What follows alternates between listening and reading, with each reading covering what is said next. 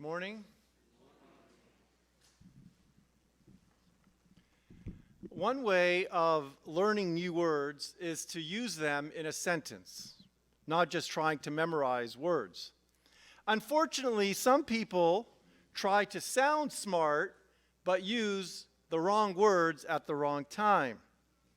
When words are not used properly, big words don't sound smart, they actually have an entirely opposite effect.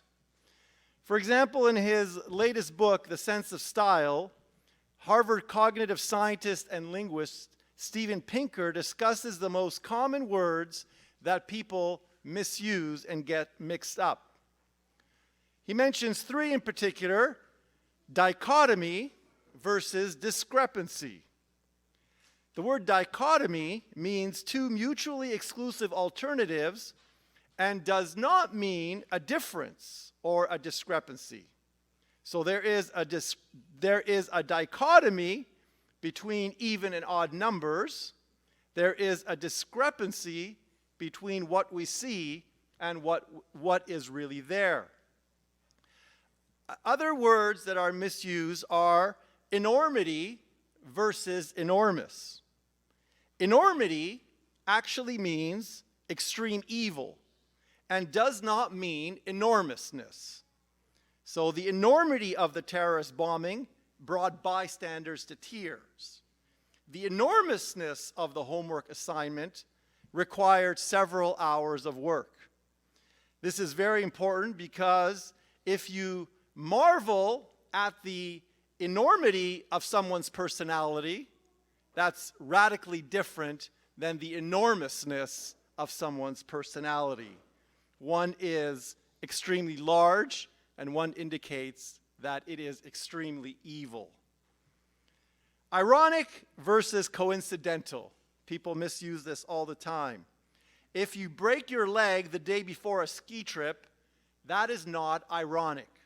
That's simply coincidental or bad luck. Ironic refers to some type of reversal of what is expected. So it is important to use words correctly regardless of how big or how small they are. And although some people focus on big words, very often the important words in a sentence are actually the very small ones. For example, it's a compliment to say, he's exceptionally successful. But less of a compliment to add a little word in that sentence and say, he's exceptionally successful, but not very honest. This little word, but, changes the sentence from a compliment to a rather big insult. And when we read the Bible, it is important to understand both the big words and the little words very accurately, to understand what they mean, and to watch for the little words that are just as important as the big words. There are important big words in today's readings, such as justified, sinner, adulteress, and sinful generation. Each one of these words can be unpacked not only in minutes, but hours. But there are also very important little words that are just as important. Not, but, if, and for. Why are these important, and where do we find them in today's readings? St. Paul says, a man is not justified by works of the law, but through faith in Jesus Christ. Then he goes on to say, but if I build up again those things which I tore down, then I prove myself a transgressor. And then in the gospel, Jesus says, if, very small word, if any man would come after me, let him deny himself and take up his cross and follow me. And then this gospel follows, this section follows with four very small words, for, F-O-R, not F-O-U-R. For whoever would save his life will lose it, and whoever loses his life for my sake and the gospel's will save it. For What does it profit a man to gain the whole world and forfeit his life? For what can a man give in return for his life?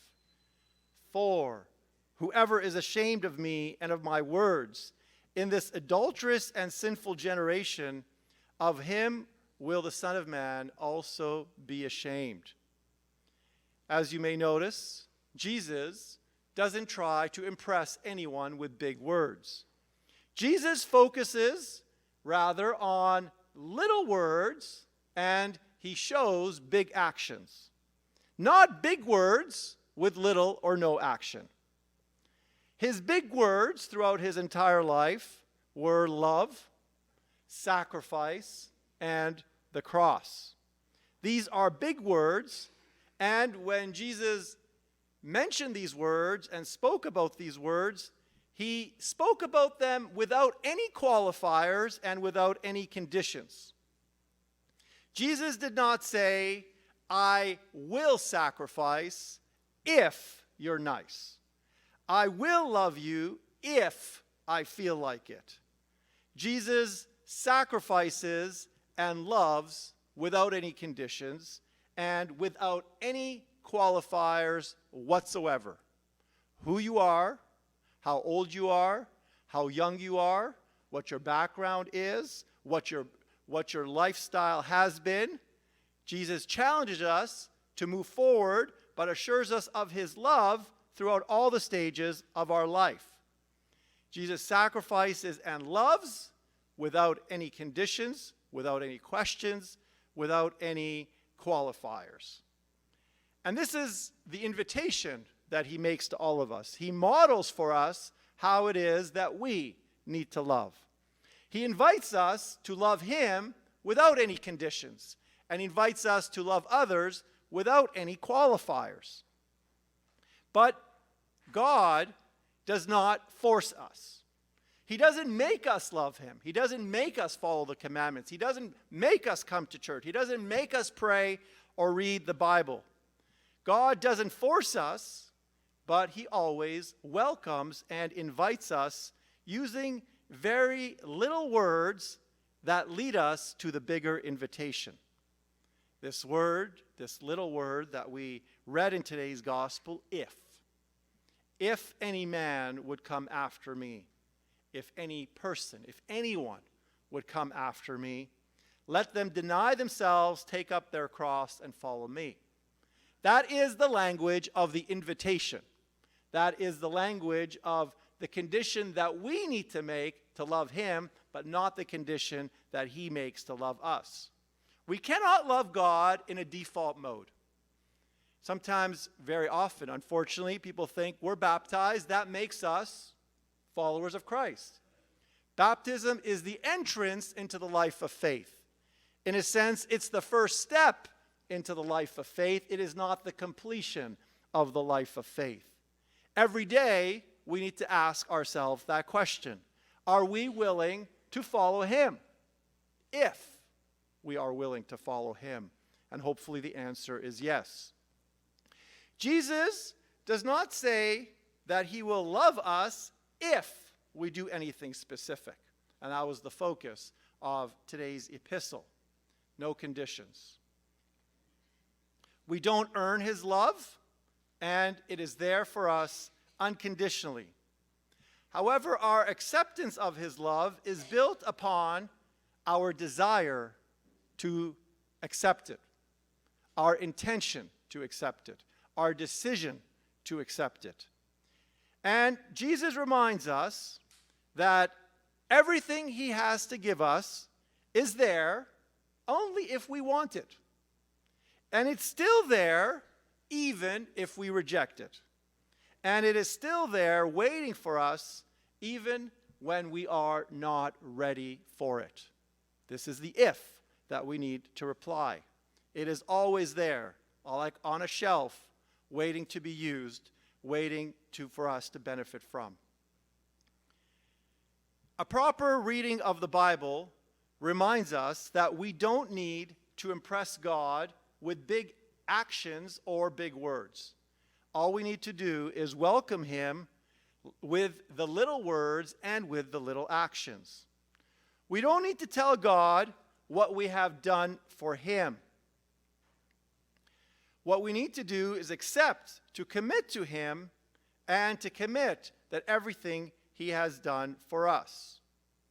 Big words may sound impressive, but at the end, when misused, they make us look foolish. Big words, when it comes to God, also may sound impressive. I will build for you. I will do for you. If I was able to build a church for every single person who told me that I will build a church as soon as I ... It's usually as soon as I win the lottery, not through the sweat of my hard work and labors. I will change the world if only I had more power. I will do all these things if only ... fill in the blanks. God doesn't want us to rearrange the United Nations. God wants us to rearrange our attitudes and rearrange our relationships with each other. God does not want big words with no actions. He wants big actions and very little words. So today we heard very big words like justified, sinner, adulterous, and sinful generation. However, none of these words are understandable or applicable to our life if we don't understand the little word like if, and if we change our life, and what that if will lead to. That is why in today's gospel and reading, especially as we focus on the cross again on the Sunday after the cross, we remind ourselves that we don't need big words with little actions. We need big actions with very little words.